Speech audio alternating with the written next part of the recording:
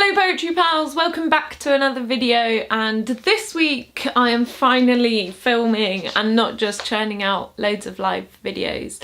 This week it is the return of not a proper book review. By that I mean this is not a proper review, not that the book is not a proper book. Makes sense? Great, let's get into it.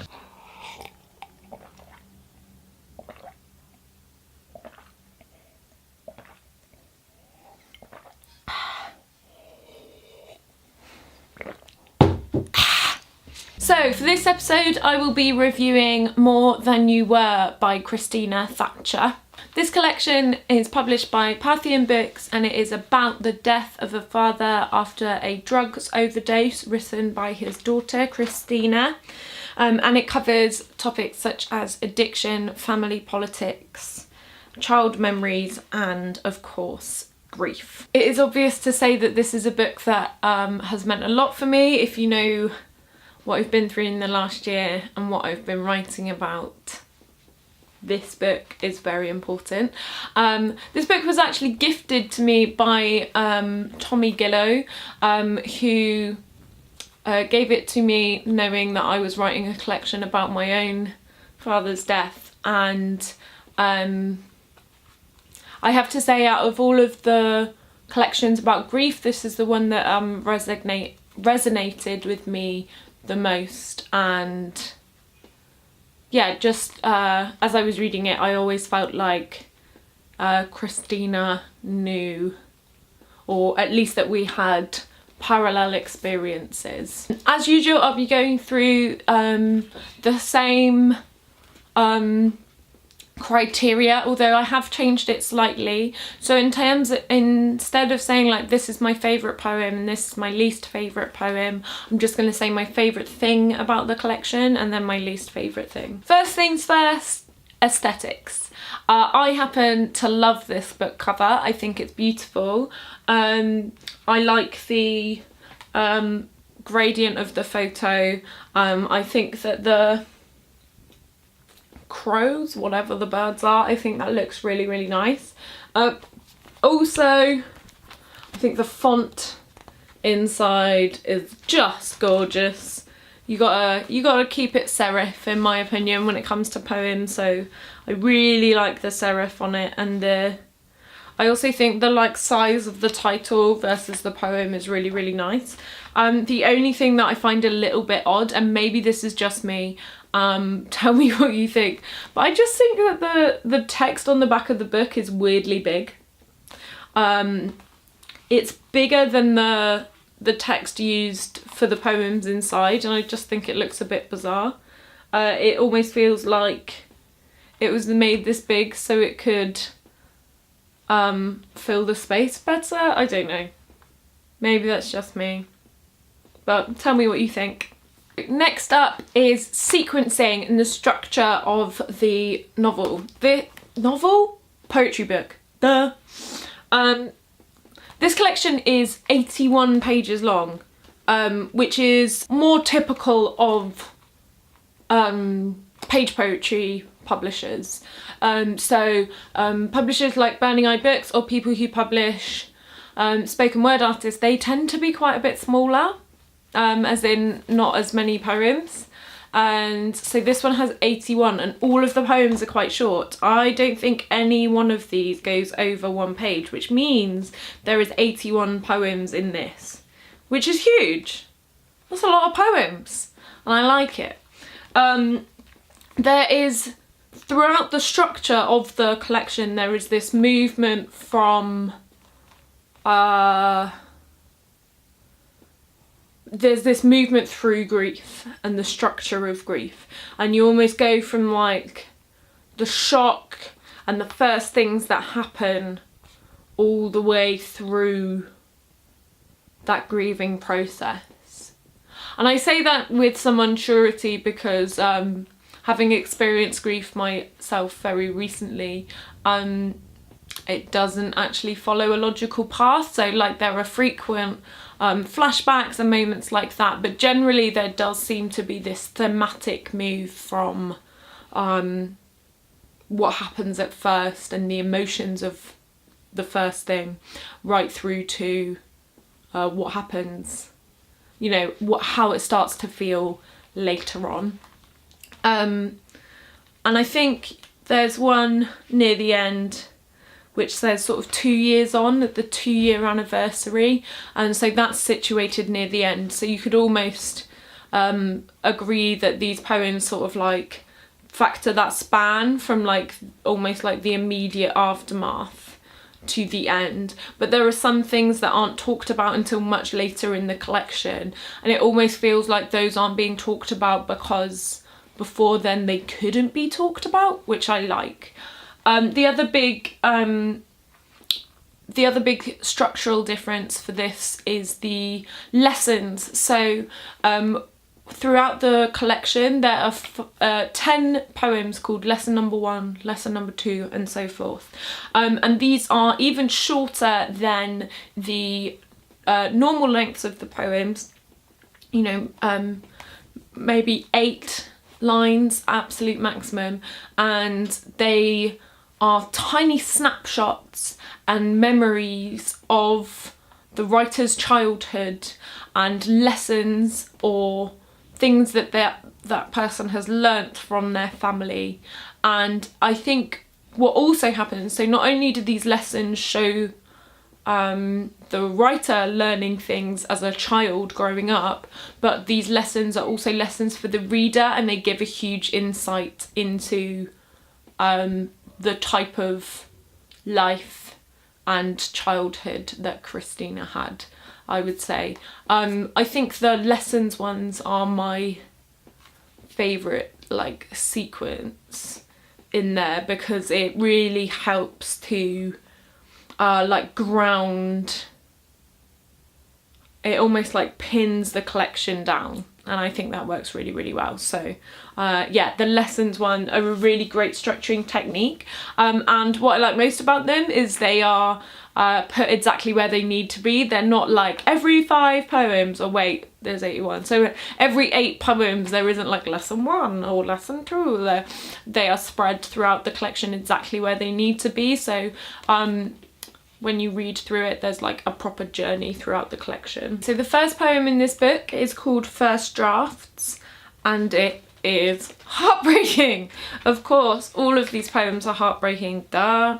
First Drafts is about the writer writing her father's obituary, and I think it does everything that an opening poem should do. It is short and it makes you want to read the rest of the collection. I just want to read you the last sentence.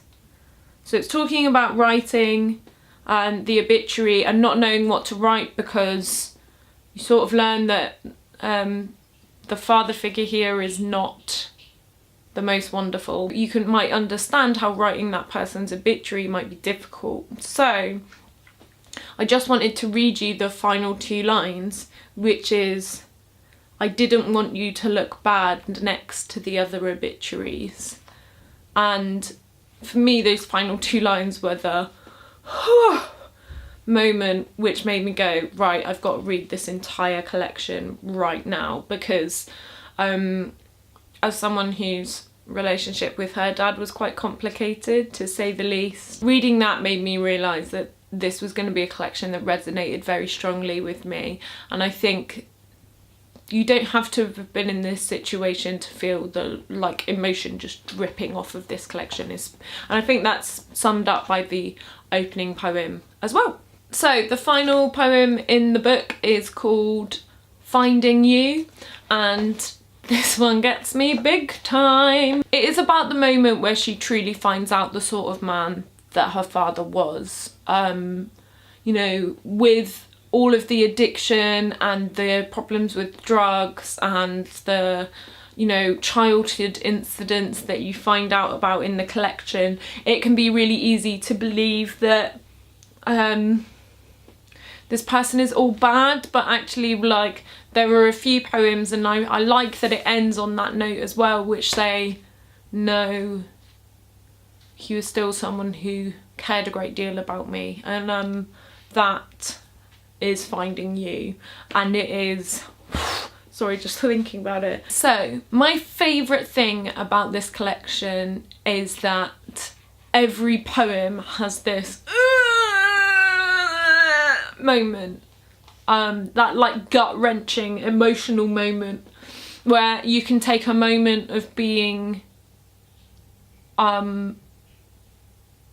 totally, you know, taking a moment that could be every day and turning it into a flashback to remembering a childhood memory, or you know, she writes about like the first funeral she went to after her father's funeral. All these bits, there were like these proper moments of recognition for me in this, and I first read this a couple of months after, not very long actually, only a few months after my dad died, and in preparation for this video I reread it again and was like, oh, and then I started identifying with different moments because my own grief had progressed with that. So yeah, that's my favourite bit, is these like emotional moments and these moments of recognition. And I think that you don't have to have experienced grief necessarily, but if you have been in a, if you have had a relationship, and I don't mean a romantic one, I just mean with anyone, if you've had a relationship with someone that has been dysfunctional in any way, there's going to be a lot of stuff that you read in this, and you're gonna recognise a lot of those feelings. And so that's one of my favourite things.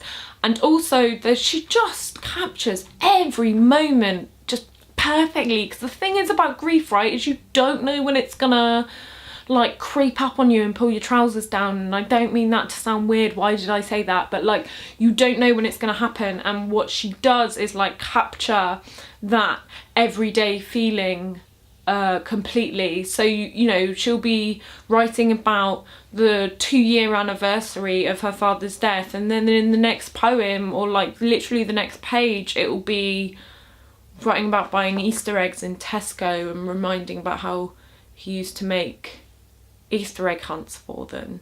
Okay, on to my least favourite thing. Okay, so there were two. So like there were two before, there's sort of two now. The first thing is the titles.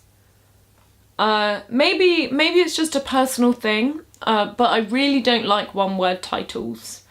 And sometimes I think those one-word titles don't fully capture what the poem's going to be about. But the one-word titles are not my favourite. I realise that that's a really small thing and probably a really petty thing, and if you disagree with me, I'm sorry, but that's how I feel. I also feel like this is a long collection, and there is just some poems that aren't as strong as others, and maybe they didn't need to be there. That's what I'm saying. Maybe it could have been edited down and made stronger. There are some poems here that do not need to be there as much as the others, but I still love it. So in conclusion, I definitely recommend getting this. I think you should buy it. I think you should read it. And I think that if you have not grieved before, this book will be there when you have. And I think that is true regardless of the relationship you have with that person you're grieving for. I think this is beautiful.